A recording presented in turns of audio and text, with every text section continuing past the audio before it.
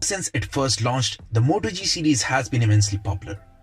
One of the main reasons for its success was the software. It provided near-stock Android experience at an affordable price. And what made it huge success was that Motorola provided fast and longer Android upgrades, even longer than some of the flagships from other devices, and that too at dirt cheap prices. Well, that soon changed after Google sold the Motorola company to Lenovo, and Lenovo started slacking off on Android upgrades. Well, when the Moto G4 and the G4 Plus launched many years ago, people were promised that it will be getting the Android N, that was Android Nougat, and Android O, that was later known as Android Oreo upgrade. When Lenovo first started selling the device, it was advertised that you will get two major Android upgrades. Well, people who bought the Moto G4 series were very horrified to listen that they have exempted the Moto G4 series from their planned Oreo upgrades. Lenovo was so slick that it even removed this mention of Android O upgrade from all of its posters of the device.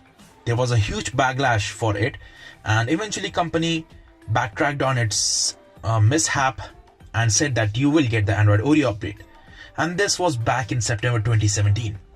I and one of my friends had owned the Moto G4 Plus, but we sold it I think more than a year ago or 6 months ago, because it has been that long after the launch. And we are even having Android Pie now, and Android Oreo is at least 1.5 years old.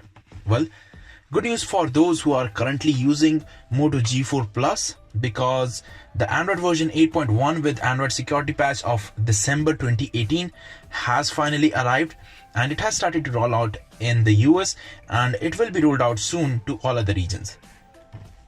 The upgrade is only available for the Moto G4 Plus as of now, but I do expect that they will be launching this update for the Moto G4 as well, because the Moto G4 was also involved on the SOC test for the Oreo update.